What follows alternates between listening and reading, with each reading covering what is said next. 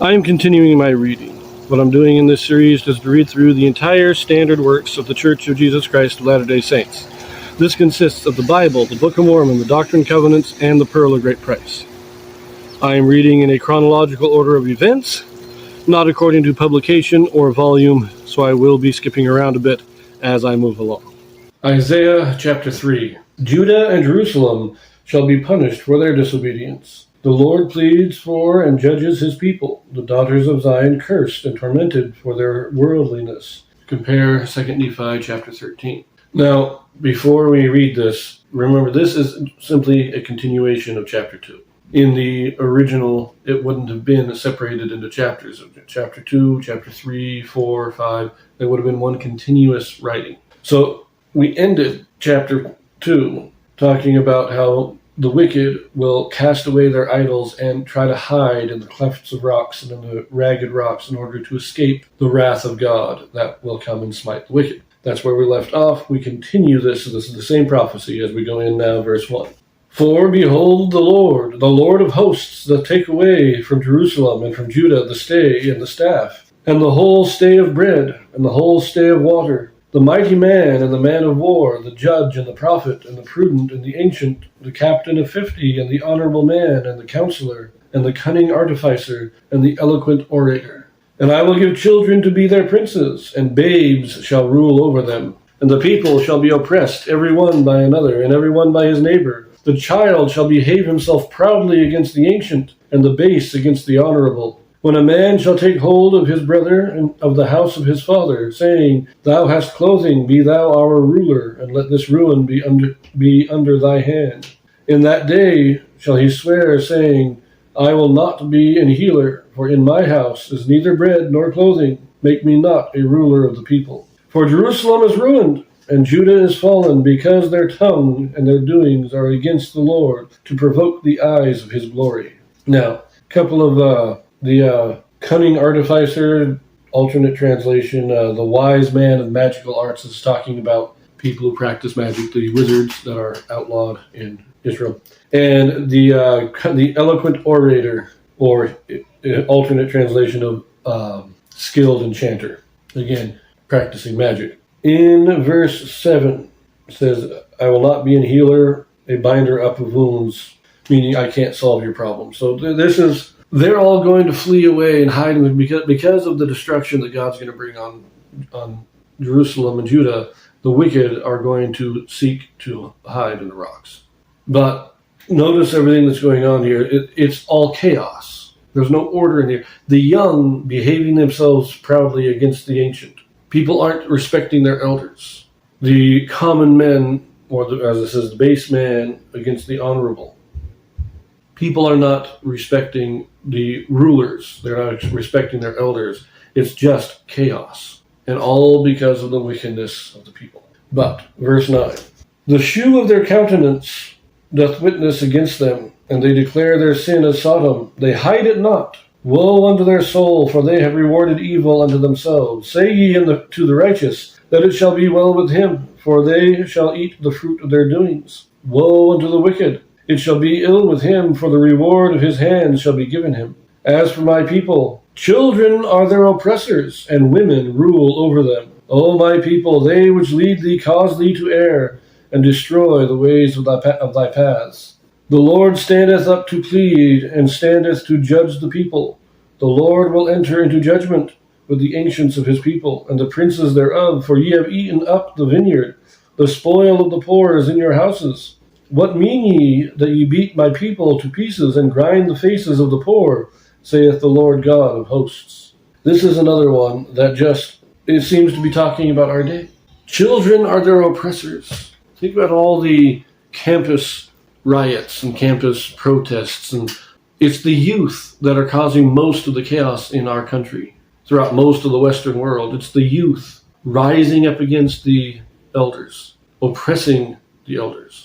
And I know people are going to hate this in the modern day, but I like children are their oppressors and women rule over them. Remember, in God's economy, the husband, the man, is the head of the house. Those churches that are ordaining women, that are letting women be the authorities. That is not according to God's economy. Those people who are in relationships that follow this kind of feminist paradigm of equality, of supposed equality. This is all against God's economy. And Isaiah is here saying that Jerusalem, the ancient Jerusalem, is condemned for these kind of things.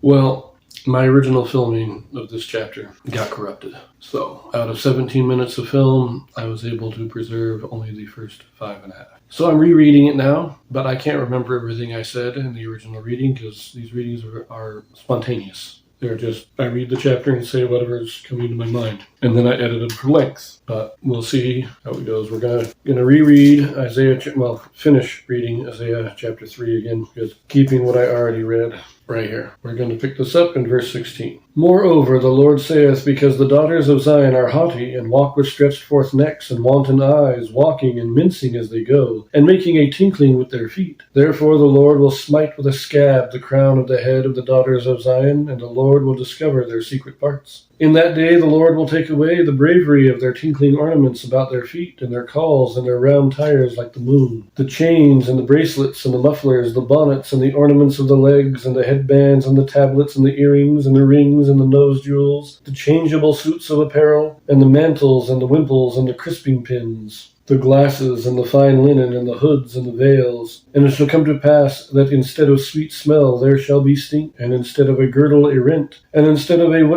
well set hair baldness, and instead of a stomacher a girding of sackcloth, and burning instead of beauty. Thy men shall fall by the sword, and thy mighty in the war, and her gates shall lament and mourn, and she being desolate shall sit upon the ground. So the beginning of this, walking with wanton eyes and haughty air, mincing as they go and making a tinkling with their feet. This makes me think of the modern day with all of the fashion trends that we have today. This is what we're talking about. This is talking about like the women who don't want to wear their garments because it interferes with their fashion choices. This is a pride and vanity, wanting to display one's wealth, one's beauty, whatever, drawing attention to oneself. That's what this is. And because of this, it says that God is bringing a curse upon the daughters of Zion. Now, it says, I will take away the bravery of their tinkling ornaments. He's going to take away the wealth. He's going to take away all the ostentatious displays of wealth. And we don't know a lot about all the bracelets, rings, earrings, nose jewels. These things are all kind of, what's a stomacher? What's a muffler? What's a